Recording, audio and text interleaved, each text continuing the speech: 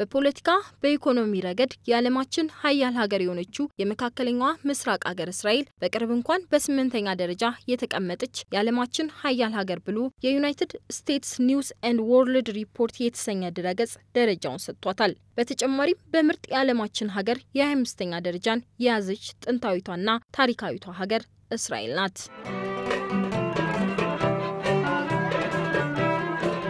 የኢኮኖሚ አቅሟን ስንቃኝ የቴክኖሎጂ ልቀቷ ባሳለፍነው የፈረንጆቹ ዓመት የተባበሩት መንግስታት ሂዩማን ዴቨሎፕመንት ኢንዴክስ ባደረገው ጥናት በቴክኖሎጂ ከፍተኛ እድገት የደረሱ ሀገራት መካከል ለእስራኤል የ18ኛ ደረጃን ሰጥቷታል። ሌላው ከቴክኖሎጂ ውጪ እስራኤል ካደገችባቸው ኢንዱስትሪዎች ውስጥ የብረታ ብረት ምርቶች፣ የባዮሜዲካል ቁሳቁሶች፣ የግብርና ውጤቶችና የተቀነባበሩ ምግቦችን በማምረት ከራሷ ፍጆታ አልፎ ለውጭ ገበያ የምታቀርበው ከብዙ በጥቂቱ የኢንዱስትሪ ውጤቶቿ ናቸው። እስራኤል በትምህርት ጥራትም ከፍተኛ ደረጃ ላይ የደረሰች ሀገር ናት። እስራኤል እንደ ጥንታዊ ሀገርነቷም የዓለማችን የቱሪስት መዳረሻ ቁንጮ ናት። ከ5 ዓመት በፊት በተሰራ ጥናት እስራኤልን ከ3 ሚሊዮን በላይ የውጭ ሀገር ሰዎች ጎብኝተዋታል።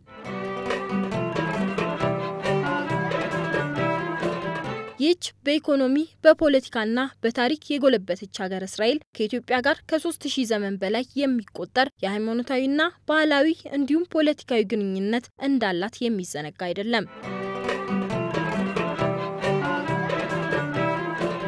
እንግዲህ እንደሚታወቀው የተለያዩ ተጽዕኖ ፈጣሪ ሀገራት መሪዎች ወደ ኢትዮጵያ በመምጣት የተለያዩ ይፋዊ ጉብኝት ሲያካሂዱ ቆይተዋል።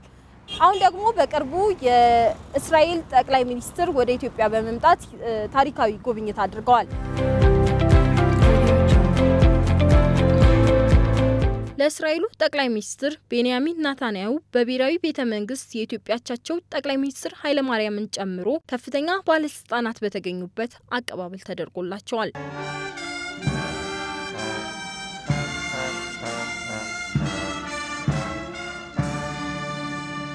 እዛው ከብሔራዊ ቤተ መንግስቱ ሳንወጣ ሁለቱ ሀገራት ሊሰሩባቸው ያሰቡትን ስምምነቶችን የተፈራረሙ ሲሆን ቀደም ብዬ እንደጠቀስኩት እስራኤል በሳይንስና ቴክኖሎጂ ከዓለማችን የቀዳሚነቱን ስፍራ እንደያዘች ነው። በቱሪዝም መዳረሻነቷም እንደዛው። ታዲያ ከኢትዮጵያ ጋርም በእነኙ ሁለቱ ዘርፎች አብሮ ለመስራት የሚያስችላቸውን የስምምነት ፊርማ አኑረዋል።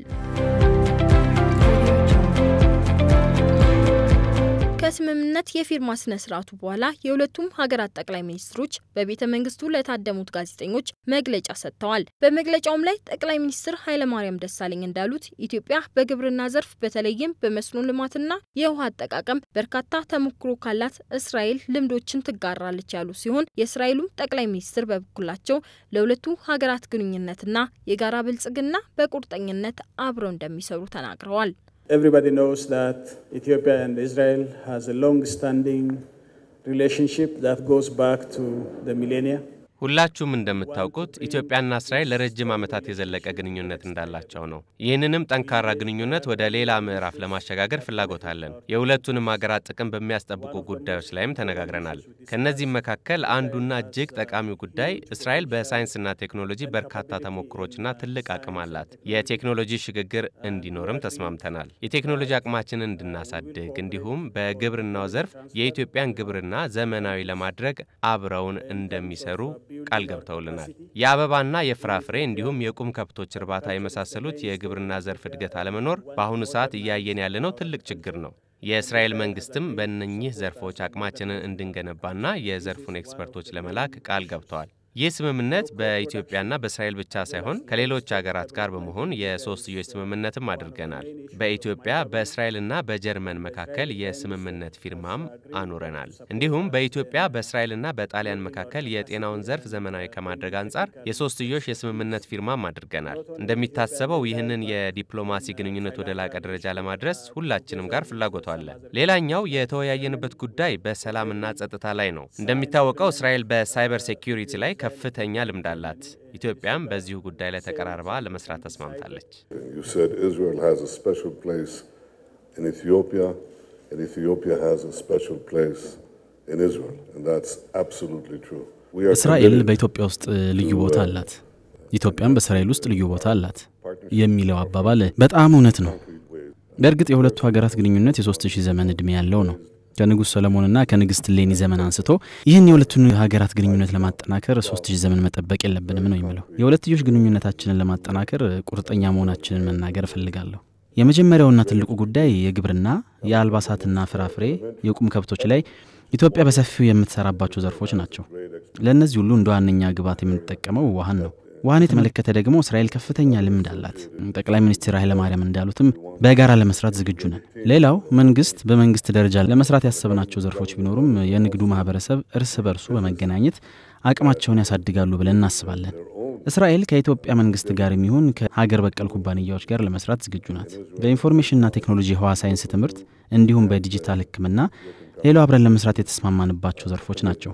እስራኤል በእነዚህ ዘርፎች ላይ ከኢትዮጵያ ጋር በጋራ በመስራት እያመጣች ባለችው የእድገት ለውጥ ላይ መሳተፍ ትፈልጋለች።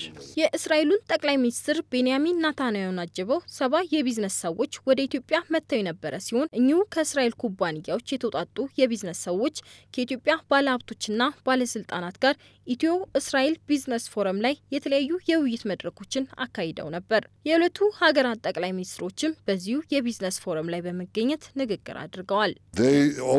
We want the business to business and business to government connections with the support of the Israeli government. የቢዝነስ ሰዎች እርስ በርስ እንዲገናኙ እንዲሁም የቢዝነስ ሰዎች ከመንግስት ጋር ተገናኝተው እንዲማከሩ ነው የምንፈልገው።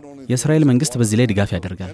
ከሁሉም የበለጠ ግን እንዲህ ያለው መድረክ መመቻቸቱ ትልቅ አጋጣሚ ነው። በውሃና በግብርና ዘርፍ ብቻ ሳይሆን ኢነርጂ ላይ ጭምር በሶላር ኢነርጂና የሌላ የአፕሊኬሽን ኢነርጂ እስራኤል ከፍተኛ ልምድ እንዳላት ይታወቃል። በሱም ዘርፍ እንድትሰማሩ እናበረታታለን። ሌላው በህዋ ሳይንስ ጥናት፣ በሳይበር በሁሉም ዘርፍ ላይ መሳተፍ ትችላላችሁ። እንደማስበው ኢትዮጵያ ለእስራኤል ቢዝነስ ክፍት እንደሆነች ነው። አንድ ቀላል ነገር እንድታደርጉ ጠይቃችኋለሁ። ኢንቨስት አድርጉ፣ በአፍሪካም ኢንቨስት አድርጉ። ለኢትዮጵያውያን ወዳጆቼ እንደነገርኳቸው ከእስራኤል ባለሙያዎች ጋርና ከእስራኤል ኩባንያዎች ጋር በጋራ መስራት ማለት በገነት ውስጥ ስምምነት እንደማድረግ ነው የሚቆጠረው። የረጅም ዓመት ታሪክ አለን። ከሱ በላይ ደግሞ የወደፊት ብሩህ ተስፋ እንዳለን ነው የማስበው።